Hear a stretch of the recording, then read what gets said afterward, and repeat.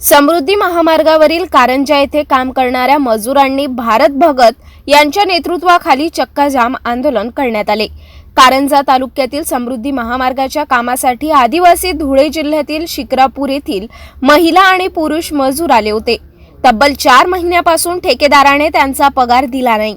वारंवार संपर्क साधूनही ठेकेदाराने दुर्लक्ष केले।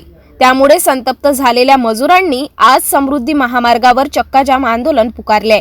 सर, मागील 2 वर्षापासून काम करतोय इथं समृद्धी महामार्गावर झाडं लावायची। तर माझ्याकडे 60 लेबर होते पहिले। त्या पूर्वी 1.5 वर्षापर्यंत त्यांनी क्लिअर पेमेंट दिला मला। आता जवळपास म्हणजे जुलैपासून तर ऑगस्ट सप्टेंबर हे लेबरचं 50 माणसांचं पेमेंट माझं बाकी आहे। बाकी घरी निघून गेलं। आता हल्ली 41 माणसं आहेत माझ्याकडे। बाकी ते पेमेंट सोडून घरी गेले। ते फोन करताय मला की मला पेमेंट शिवाय इथं घरी येऊ देणार नाही। तुम्हाला पेमेंट द्यायला कुठल्याही परिस्थितीत तुम्ही तिकडे मरून जा समृद्धीवर। आपण कुठल्या गावातून? आम्ही धुळे जिल्ह्यातून शिरपूर तालुक्यात आमचं गाव आहे उपरपी। अच्छा, याआधी तुम्ही कोणाशी काही संवाद साधला होता का पेमेंट मिळण्याबद्दल? पेमेंट बद्दल कांबळे सरांना, राजू सरांना, पूजा मॅडमना सर्वांना संवाद साधला सर।